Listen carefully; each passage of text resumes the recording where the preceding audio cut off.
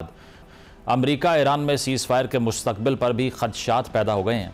Iran की current regime ने अभी तक इस हमले की तस्दीक या तरदीद तो नहीं की, लेकिन इन ऑफिशियल ज़राए से ईरान के मिलिट्री ऑफिशल्स इसको यूएसए के मिलिट्री एडवेंचरिज्म से जोड़ रहे हैं और पाकिस्तान समेत मुख्तलिफ ममालिक यूएई पर होने वाले हमलों की मजम्मत भी कर चुके हैं। और इसी तरह के मजम्मती बयानात जो एक तरह के डिप्लोमेटिक प्रेशर होते हैं, वो ईरान की पोजीशन कमज़ोर करने की वजह ज़रूर बन सकते हैं। इसके अलावा स्ट्रेट ऑफ हॉर्मुज़ की बात करें तो अमेरिकी सदर डोनाल्ड ट्रंप के फ्रीडम प्रोजेक्ट के ऐलान के बाद 2 कार्गो शिप्स की स्ट्रेट को क्रॉस करने की खबरें सामने आ चुकी हैं। शिपिंग कंपनी मर्क्स ने यह क्लेम किया है कि इनका एक शिप अमेरिकन नेवी की प्रोटेक्शन में आबनाए हॉर्मुज़ क्रॉस कर चुका है, जिसकी ईरान की तरफ से तरदीद की गई और ईरान ने इसको झूठ करार दिया। बहरहाल अमेरिका का इन जहाज़ों को क्रॉस करवाना कोई बड़ा इम्पैक्ट तो नहीं डाल सकता, क्योंकि ये वो रूट है जहां से जंग शुरू होने से पहले यानी 28 फरवरी से पहले ऑन एवरेज 148 कार्गो शिप गुजरा करते थे।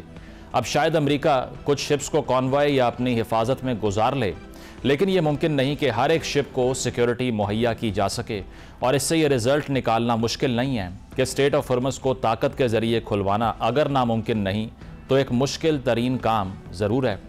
इस वक्त डिप्लोमेटिक एफर्ट्स भी जारी हैं। ईरान के वज़ीर ख़ारजा अब्बास अरागची चीन के एक अहम दौरे पर भी हैं। इसके अलावा सिक्योरिटी काउंसिल में एक ऐसी करारदाद की भी तवक्को की जा रही है जिसका मकसद स्ट्रेट ऑफ हॉर्मुज़ पर ईरान के ब्लॉकेड की मजम्मत करना है। इससे पहले की करारदाद को रूस और चीन ने वीटो किया था, लेकिन अब क्या होता है यह हमें देखना होगा। इन तमाम मौज़ूआत पर अपनी गुफ्तगू का आगाज़ करते हैं। कामरान यूसुफ साहब मौजूद हैं और रज़ा रूमी साहब मौजूद हैं। आप दोनों सीनियर सहाफ़ी हैं, तज्ज़िया निगार हैं। इसके अलावा जावेद मलिक साहब ज्वाइन कर रहे हैं, साबिक सफ़ीर हैं। आप तीनों का बहुत बहुत शुक्रिया। रज़ा साहब, आपसे आगाज़ करूँगा। जो प्रोजेक्ट फ्रीडम अनाउंस किया है डोनाल्ड ट्रंप ने, वैसे अमेरिकन रेटोरिक में तो ये फ्रीडम से एसोसिएटेड जो जंगें हुआ करती हैं वो अक्सर ममालिक को ऑब्लिटरेट करने के लिए ही यूज़ होती रही हैं पास्ट में। क्या लगता है कि अभी अमेरिका की जो समत है, जो डायरेक्शन है, वो किस तरफ है? क्योंकि एक तरफ वो ये कहते हैं कि हम वाइप आउट कर देंगे ईरान को अगर हमारे किसी नेवल शिप पर अटैक हुआ, और यूएस नेवी ये भी क्लेम कर रही है कि उसने मल्टीपल जो बोट्स हैं ईरान की उन पर हमला किया है, उनको डिस्ट्रॉय किया है पिछले 48 घंटों में। और दूसरी तरफ जो 14 पॉइंट्स प्लान है ईरान का वो भी इन प्लेस है। तो डिप्लोमेसी आगे बढ़ रही है या जंग आगे बढ़ रही है? आपकी क्या रीडिंग है? देखिए, अभी तक सिग्नल्स जो है वो बड़े मिले जुले हैं, लेकिन अमूमी तौर के ऊपर तो इस वक्त ट्रंप इंतजामिया इस जंग से निकलना चाहती है, क्योंकि ये जंग उनको बहुत महंगी पड़ी है। इसकी सियासी कीमत और मईशत के ऊपर जो इसके असरात हैं वो एक बहुत शदीद किस्म का एक वबाले जान बन चुका है अब ट्रंप के लिए। आपने देखा होगा कि उसकी मकबूलियत जो है वो इस वक्त बिल्कुल ज़मीन बोस हो गई है, और रिपब्लिकन पार्टी के अब जितने भी कोई चांसेस थे मिड टर्म इंतखाबात नवंबर में जो होने उसके हवाले से, वो भी बिल्कुल मादूम हो चुके हैं। और अब यही प्रेडिक्शन है कि रिपब्लिकन पार्टी कांग्रेस और सेनेट दोनों हार जाएंगे। ये जो कीमतों में इजाफा हुआ है और माशी तकालीफ में इजाफा हो रहा है, मगर प्रॉब्लम यह है कि इस जंग से निकलना भी बगैर किसी विक्ट्री या दिखाने की ही चाहे क्यों ना हो, वो ट्रंप के लिए मुश्किल हो रहा है। और यही वजह है कि कभी वो ये ऑपरेशन फ्रीडम लॉन्च करता है, कभी वो आपने देखा कि पहले मुख्तलिफ ऐलानात कर चुका है, जी हम जंग जीत गए हैं, कोई 8-10 बार तो वो ये कह चुका है। और अब ये ऑपरेशन फ्रीडम भी जो है इसका भी मसला ये है कि ये भी कोई खातिर ख्वाह कामयाबी या विक्ट्री नहीं देगा अमेरिका को। और यही इस वक्त अब सबसे बड़ा सवाल पैदा होता है कि क्या दोबारा से डिप्लोमेसी या बैक चैनल जो जो गुफ्तगू अभी जारी है उसको मजीद बढ़ावा मिलेगा। देखिए, मेरी रीडिंग ये है कि बिल्कुल अब इसे एक और राउंड होगा मुज़ाकरात का। उससे पहले थोड़ी ये क्लैशेस में इजाफा होगा, थोड़ी सी कॉन्फ्रंटेशन में इजाफा होगा, लेकिन अल्टीमेटली ये एक डिप्लोमेटिक सेटलमेंट की तरफ ही मामला जाएगा। उसके बिना कोई और रास्ता नहीं दिखाई दे रहा। बिल्कुल, डिप्लोमेसी के अलावा there is no way out, जिस तरह आप कह रहे हैं। तो अपना जवाब आप कंटिन्यू कर लीजिए। वो डोनाल्ड ट्रंप के हवाले से जो बात हो रही थी कि डोमेस्टिक पॉलिटिक्स में किस तरह से अमेरिका में ऑडियंसेस रिएक्ट कर रही हैं, और एक और चीज़ उसमें ऐड कर लीजिए कि एक बड़ा क्राइसिस ये है, इवन हिंदुस्तान देख लें या अमेरिका, कहा जाता है कि मसला ये है कि अपोजिशन बहुत कमज़ोर हो चुकी है अमेरिका के अंदर भी, इसीलिए जिस तरह भी डोनाल्ड ट्रंप बिहेव करें, he is the only option for now. जी बिल्कुल मुजम्मिल, आपने जो बात कही, पहले तो ट्रंप की यही ख्वाहिश थी कि आइन को में तब्दीली लेकर आए, और कई बार उसका और उसके हवारियों ने जिक्र किया। लेकिन जब उसको इक़्तिदार मिला था उस वक्त उसकी पोजीशन बहुत मुस्तहकम थी, क्योंकि कांग्रेस में, सेनेट में उसकी पार्टी की मेजॉरिटी थी। सुप्रीम कोर्ट के जजों की अक्सरियत उसके लगाए हुए जज थे। अमेरिका में आपको पता है कि अदलिया की पैकिंग इसी तरह ही होती है। हर जो पॉलिटिकल पार्टी की ख्वाहिश होती है कि अपनी मर्जी के जज लगाएं।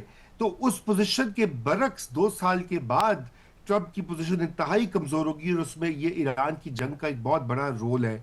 और इस वक्त जो भी वो बातें, ये डींगे या भड़के मार रहे हैं, वो कमजोरी की निशानी है, क्योंकि तमाम तर ओपिनियन पोल्स और इलेक्शन के जो पोल्स होते हैं वो इस वक्त शो कर रहे हैं कि वो अगर अभी इलेक्शन होते हैं अभी या नवंबर में, तो ट्रंप की पार्टी मोस्ट लाइकली वो इलेक्शन हार जाएगी।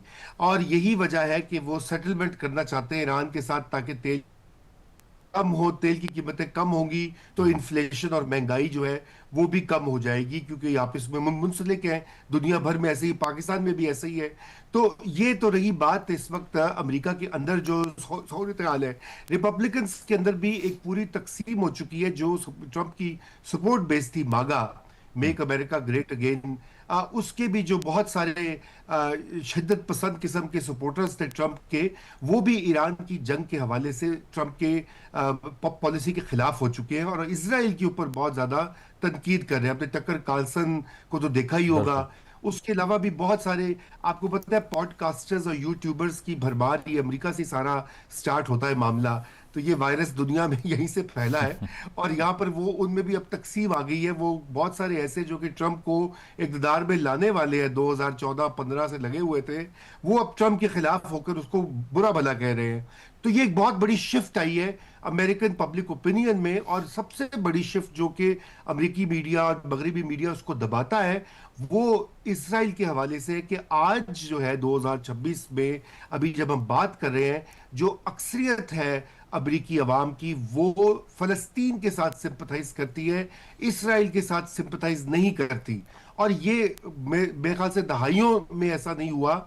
ये एक बहुत बड़ी तब्दीली है, और यही वजह है कि ये जंग जो है, ये अनटेनेबल जिसे कहा जाता है, वो होती जा रही है अमेरिकी हुकूमत के लिए। इसराइल जो भी चाहे, जो भी कहे, डोमेस्टिक पब्लिक ओपिनियन जो है वो मैटर करता है यहाँ पर। अब बिल्कुल। रही बात ये स्ट्रॉन्ग मैन जो टैक्टिक्स होते हैं, देखिए ये पॉपुलिज्म की जो एक वेव चली थी दुनिया भर में पिछले 10-15 साल में, हमने देखा है अब वो कुछ मांद पड़ती जा रही है। अभी आपने हंगरी का इलेक्शन देखा है, जी। वहां भी शिकस्त हुई और बांद को।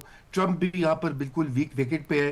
हिंदुस्तान में उसके बरक्स जो है, गालिबन वो पॉपुलिज्म प्लस प्लस का केस है, और उसमें जो आपने निशानदेही की है कि एक वीक ऑपोजिशन की जो का मसला है, वो हिंदुस्तान में दरपेश है। अमेरिका में ऐसा नहीं है। अमेरिका में डेमोक्रेट्स अपने अंदर जो है, आपने देखा कि जोरान ममदानी ने जैसे इलेक्शन लड़कर बिल्कुल। एक वो इमर्ज हुए, इस तरह और भी बहुत सारे लोग हैं अमेरिका में जो कि अभी सामने आएंगे।